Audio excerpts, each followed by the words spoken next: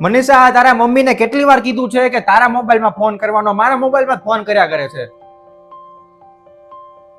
એમને તું વાત કરી દેજે, ઈ તારા મમ્મી છે, મારા મમ્મી નથી. Hello mummy. મનીષા પછી વાત કરજે મમ્મી હારે, પેલા મારી એક વાત સાંભળ. મમ્મી હમણાં થોડી વાર રહીને તમને ફોન કરું. હા મમ્મી બોલો. આ મારો દીકરો કહીને ગયો ને એનું ખોટું નહીં લગાડતી, પણ હું તને જેમ કહું ને એમ કરજે. હા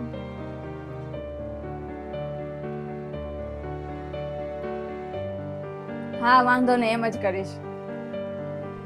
આલ્યો આ તમારો મોબાઈલ, અને હું જાઉં છું સુવા માટે. મને ડિસ્ટર્બ ન કરતા, અને તમારા ડોશીને કહી દેજો જે કાંઈ કામ હોય ને એ જાતે કરી લે, કેમ કે હું સુવા જાઉં છું, મને ડિસ્ટર્બ ન કરે. હું કઈ આ ઘરની નોકરાણી નથી. આ તું કઈ રીતે વાત કરો છો?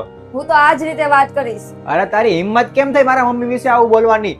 એની સેવા તારે કરવાની જ છે ને, એ તારી ફરજ છે. કેમ તને તકલીફ થઈ ને તારી મમ્મી વિશે કીધું એટલે? પોતાની મમ્મીનું કીધું એટલે તારાથી સહન ન થયું તો તારે કોઈના મમ્મી પપ્પાનું બોલાય જ નહીં.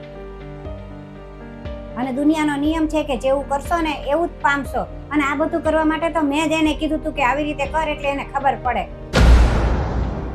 તું મારી એક વાત યાદ રાખજે કે તું એના મમ્મી પપ્પાને માન સન્માન આપીશ ને તો જ તારા મમ્મી પપ્પાને માન સન્માન આપશે. આ દુનિયાનો નિયમ છે.